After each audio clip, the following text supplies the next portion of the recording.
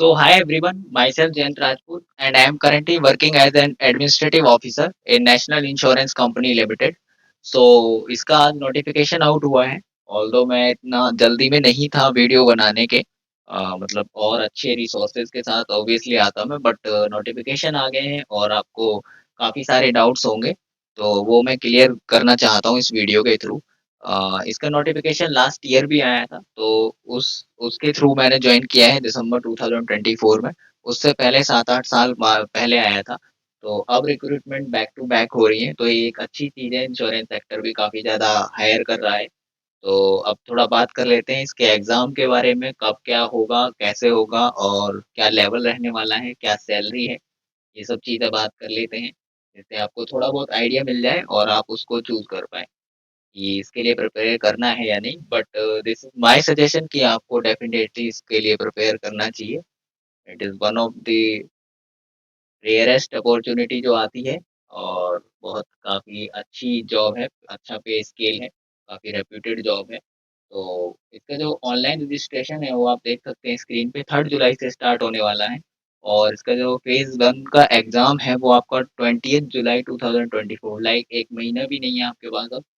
मोटा-मोटा 1 महीने लगा लो, तो अगर अभी तक प्रिपरेशन स्टार्ट नहीं की है तो आप अब आपको कर देनी चाहिए। और इसका जो फेज़ 2 का एग्ज़ामिनेशन है वो 31st अगस्त से होगा।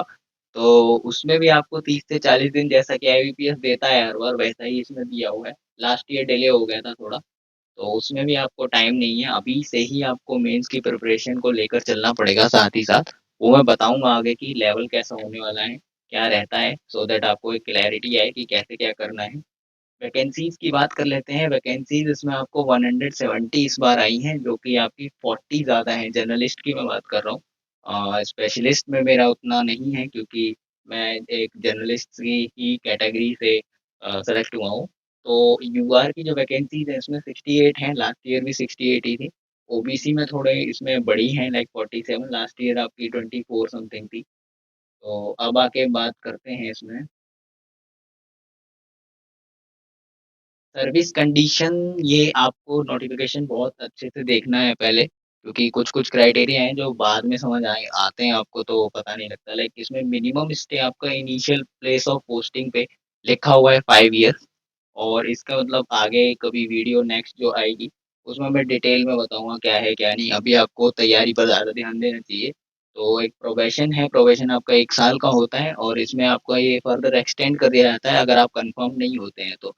साफ-साफ जैसा लिखा हुआ है कि अगर कंफर्म होना है या उसके लिए आपको लाइसेंसिएट एग्ज़ाम, जो आपका insurance institute of India conduct कराता है, वो आपको क्लियर करना होता है। उसके बाद आप एलिजिबल हो जाते हैं और आपका कन्फर्मेशन हो जाता है कंपनी के अंदर। और इसमें आपका बॉन्ड बॉन्ड बहुत ज़्यादा इम्पोर्टेंट फैक्टर आता है, और इसके लिए इसकी वजह से भी काफ़ी लोग अप्लाई करने से चूकते हैं, क्योंकि मिनिमम पीरियड आपको 4 ईयर सर्व करना ही करना है। और अगर इससे पहले आप किसी और कंपनी में जाते हैं, तो उसके लिए आपको 1 ईयर की ग्रॉस सैलरी ये देनी होगी, इंक्लूडिंग आपका ट्रेनिंग अमाउंट। हाँ, हालाँकि ये कम होता जाता है आपको प्रोपोर्शनेटली, लाइक आपने 1 ईयर सर्व कर लिया, 2 ईयर सर्व कर लिया, तो उसी रेशियो के हिसाब से वो कम होता चला जाता है। और ये ट्रांसफरेबल भी है कुछ ऑर्गेनाइजेशन में। वो सब बात की बातें हैं, तो उनको हम बाद में बात करेंगे। आपकी सैलरी की बात कर लेते हैं। बहुत हैंडसम सैलरी है इसमें, 90,000 आपके मेट्रोपॉलिटन सिटी सेंटर्स में मिलता है। और इसका बेसिक पे 50,925 है, एंड ये अभी वेज रिवीजन पेंडिंग है इसका, तब है इतना। तो वेज रिवीजन के बाद ये कितना हो जाएगा इसका आप आइडिया लगा सकते हैं। 1 लाख क्रॉस कर ही जाएगा आराम से। तो काफ़ी अच्छी चीज़ है ये। और अब ज़रा एलिजिबिलिटी की बात कर लेते हैं। जर्नलिस्ट के लिए आपका ग्रेजुएशन हो या पोस्ट ग्रेजुएशन हो, दोनों में से एक, जैसा कि लिखा हुआ है either of the degree examination में, एटलीस्ट 60% मार्क्स आपके होने चाहिए। और अगर उतना नहीं है तो भी कंसीडर नहीं किया जाएगा। आप वहाँ नहीं भर सकते इस फॉर्म को, मतलब आधा कंपटीशन यहीं पर ही खत्म हो जाता है। 60% मार्क्स बहुत कम लोगों के होते हैं।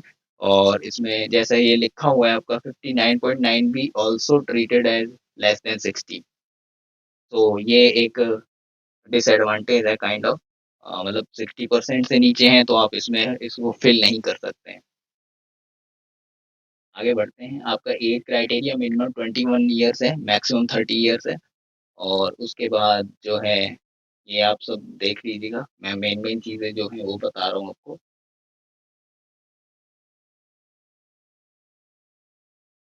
अब इसके एग्ज़ाम की बात कर लेते हैं, 2 फ़ेज़ में होगा वही प्री, मेंस और इंटरव्यू जैसा होता है। प्री की में आपका जैसा आईबीपीएस कराता आ रहा है वैसा ही होता है इंग्लिश, रीज़निंग, क्वांटिटेटिव एप्टीट्यूड वही 30, 35 क्वेश्चंस और 100 मार्क्स का होता है। सेपरेटली टाइम दिया जाता है, सेपरेट कट ऑफ भी निकलती है और आपकी ओवरऑल कट ऑफ भी निकलती है। आपको दोनों ही निकालनी होती है, तब जाके आपका एग्ज़ाम फ़ेज़ 1 क्लियर होता है, सेम फॉर फ़ेज़ 2 और उसके बाद आपको इंटरव्यू के लिए आप सिलेक्शन होता है। तो इसमें जो है आपका ये लेवल की बात कर लेते हैं, तो जो प्रीलिम्स का लेवल है आपका क्लर्क से थोड़ा ऊपर एंड पीओ से थोड़ा नीचे होता है। लाइक लास्ट ईयर की कट ऑफ से आपको इसका आइडिया लग जाएगा जिसके बारे में हम बाद में बात करेंगे।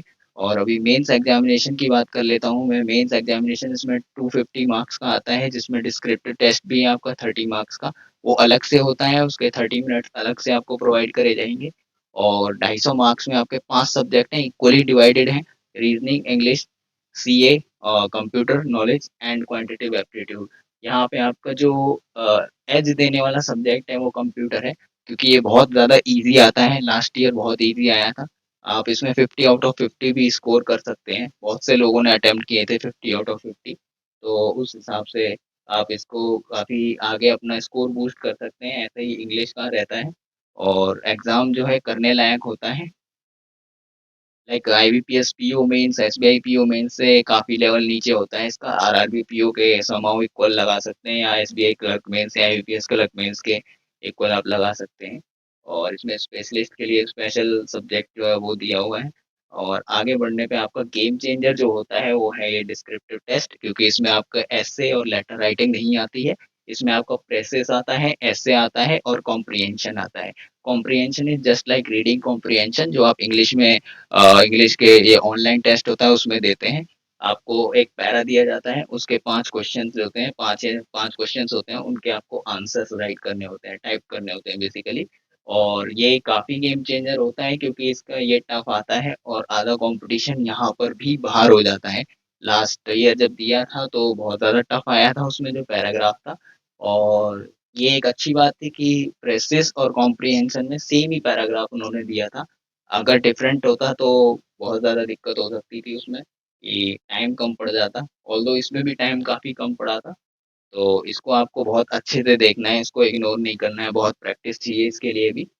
इसको डेली बेसिस पे आपको करना है। फिर वही है, penalty for wrong answers in prelim and mains examination, ये जैसा हर एग्ज़ाम में होता है आपका 1/3 या ऐसा ही कुछ जो डिडक्ट होता है। ओके एंड इसके बाद आपका जो है और तो कुछ इसमें ख़ास नहीं है। ये पे करने का दिया हुआ है सब। फीस इसकी आपकी 1000 है। आईबीपीएस इतनी बैंक की लेता है या वैसे एग्ज़ाम्स की लेता है उनसे थोड़ा ज़्यादा है, आई नो। तो बट अपॉर्च्युनिटी काफ़ी अच्छी है। एग्ज़ाम इसके बड़े-बड़े सेंटर्स में जहाँ पे भी है वहाँ होंगे। और ये सब आपको अप्लाई करने का क्राइटेरिया वगैरह बताया हुआ है। बाकी तो कुछ इसमें एज़ सच नहीं है। अब आपको जो क्या पोस्टिंग रहती है, कहाँ रहती है, कैसी ट्रेनिंग होती है, क्या और आगे की चीज़ें हैं, वो आपको मैं नेक्स्ट वीडियो में बताऊँगा।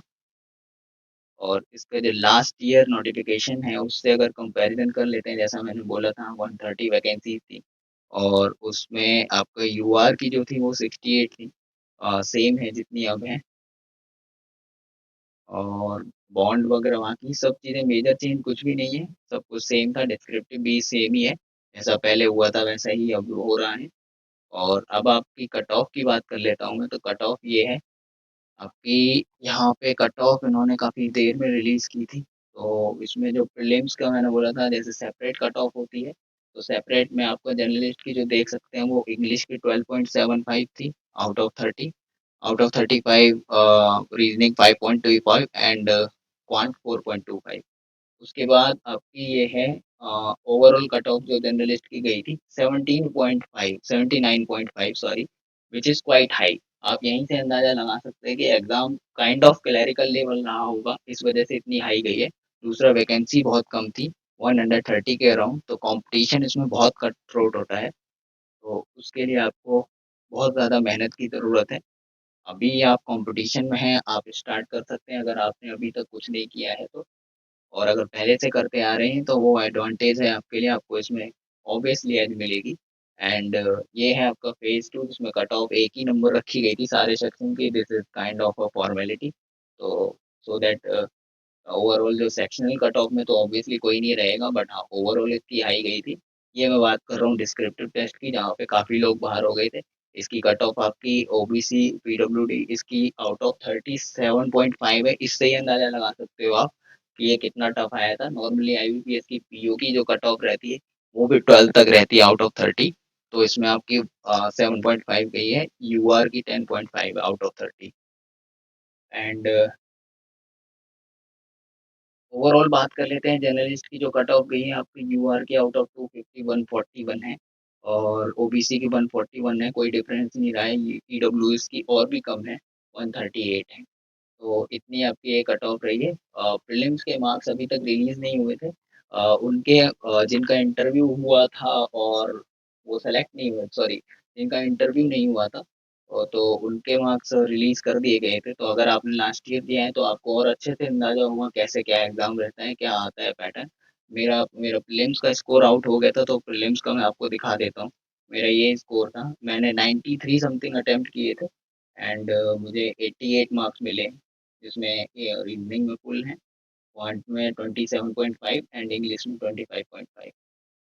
बाकी की जो इसमें इन्फॉर्मेशन है आपकी बची हुई वो मैं नेक्स्ट वीडियो में लेकर आऊँगा। ये मोटे-मोटे जो मेन चीज़ थी वो मैंने आपको बता दी। अभी आपके पास बिल्कुल टाइम नहीं है, जैसा आप देख सकते हैं। 1 महीना है और उससे ही कम हो जाएगा धीरे-धीरे। तो आपको तैयारी बिल्कुल शुरू कर देनी चाहिए और जॉब कैसी है, क्या रहता है, क्या पोस्टिंग का है, सब कुछ वो मैं आपको नेक्स्ट वीडियो में कवर करूँगा। Thank you so much. Channel अभी स्टार्ट ही किया है और अगर आपको अच्छा लगा तो ऑब्वियसली सब्सक्राइब कर लीजिए। Thank you.